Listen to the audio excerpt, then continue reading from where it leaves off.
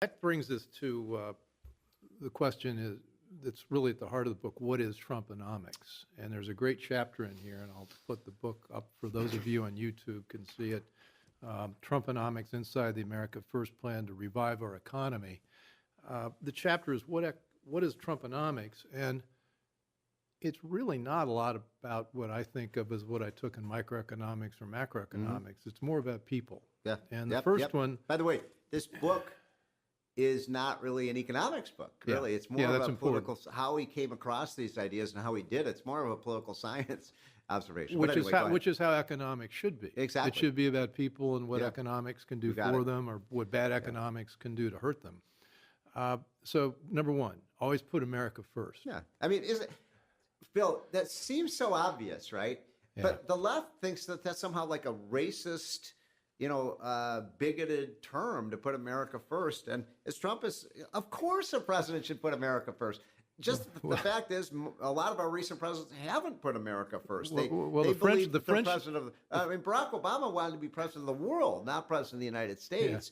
Yeah. And that was the essence of what Trump was about. By the way, put America first. Well, you think about it. China would definitely put China first. Yeah, exactly. And France would definitely put France first. Well, and the list is pretty long. Anyway, and here's the thing that putting America first means, what does that mean? It means every decision Donald Trump makes, it's about how is this going to affect the American worker? How is it going to affect American businesses? One of the reasons he pulled us out of this dingbat Paris Climate Accord thing is it wasn't in America's interest. We were going to pay all the costs. None of these other countries were going to abide by it. All the liberals were so indignant that Trump would do something about it. I said, look, I'm not doing this because it's not in the country's national interest. Well, and your second point is corollary to that is you no longer blame America first. And there are a lot of people who think we're responsible for all the sins of the earth. Yeah. And he doesn't do that. And he understood, I think, a key point, again, that Reagan understood was our key role in the world is if we get it right in the United States, the rest of the world will learn from our example. Exactly. When we get it wrong, the rest of the world gets it wrong. That happened to Reagan. I think Trump, because he's rebuilt the American economy, you know what's happening? All these other countries are looking at, how'd they do that?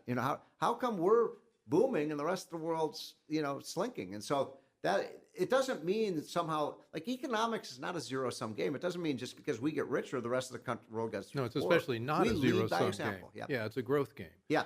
And your third point is one that I think is incredibly important, is empower, and this gets back to the people, empower Americans to make decisions for themselves. Yes. Yep. Isn't that? I mean, again, how is that even controversial? Well, right? The left doesn't believe you can make healthcare decisions, education decisions, whatever, and you believe that we can. And it's not that I do; it's that Donald Trump does. Okay. And you raised the perfect example of that. Donald Trump, the left loves to call him a racist and bigoted, and so on. Wait a minute. This is a guy who wants to give 5 million minority kids, mostly blacks and Hispanics, 90% of them would be blacks and Hispanics, a voucher so they can send their kid to any school that they want to. Yeah. I mean, that would be revolutionary. I can't think of anything. Even I'm a big tax cut guy. I don't think there'd be anything that would help the American economy in the future more than that program. And the left has totally rebelled against that because they want the elites to decide where kids go to school, not the parents.